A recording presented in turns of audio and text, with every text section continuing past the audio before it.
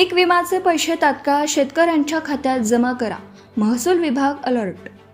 मूर्तिजापूर नुकसानग्रस्त शेतकऱ्याच्या खात्यात तात्काळ पैसे जमा करा म्हणून शिवसेना उद्धव बाळासाहेब ठाकरे पक्षाच्या वतीने आज दिनांक 14 मेला तहसीलदार मॅडम यांना निवेदन देण्यात आलं.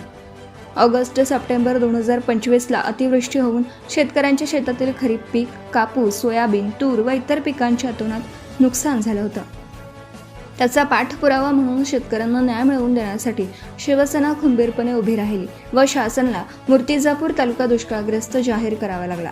त्यावेळी राज्याचे मुख्यमंत्री देवेंद्र फडणवीस साहेब यांनी दुष्काळग्रस्त शेतकऱ्यांच्या खात्यात हेक्टरी 17,500 रुपये विमा जाहीर केला.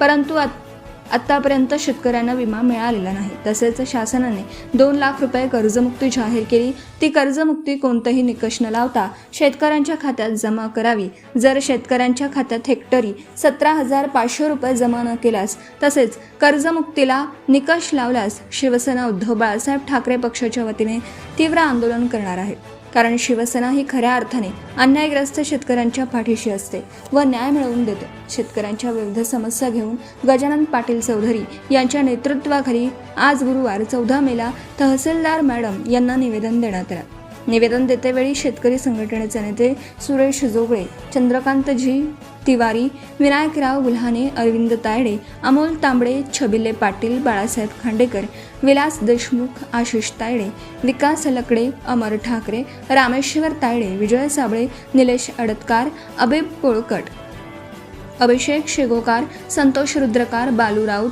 मुकेश श्रीवस, विजय पोलकट, हरिनाम सिंग व बरेच शिवसैनिक उपस्थित होते. सत्यशोधक न्यूज चॅनलसाठी किशन गवई पैलपाळा. सत्यशोधक न्यूज चॅनलसाठी किशन गवई पैलपाळा.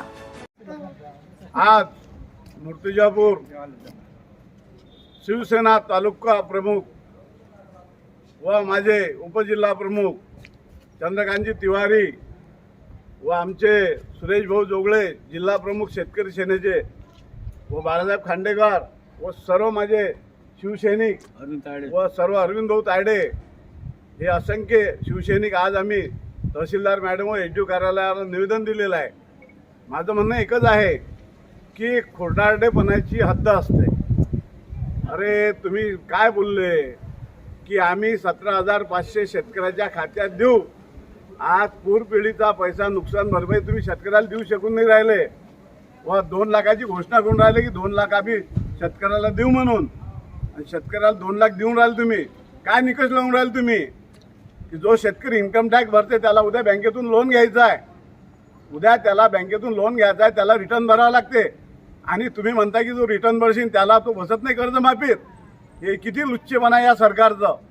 हे धोरण तुम्हाला पटलं काय की शेतकऱ्याचं कैवारी जायगा सरकार हे व्यापाऱ्याचं सरकार आहे. म्हणून आज या एसडीओ कार्यालयाच्या समोर मी सांगतोय, जर यांनी हे 17,500 शेतकऱ्याच्या खात्यात जमा नाही केले व न निकष ठेवता 2 लाख रुपये हे जर यांनी कर्जमाफी नाही दिली तर या तहसील कार्यालयात आम्ही शिवसेना इथे आत्महत्या करू व तरी या सरकारला सोडू नये. एवढंच बोलून मी माझे 2 शब्द संपवतो. जय हिंद, जय Maharashtra. Subscribe now and press the bell icon. Never miss an update.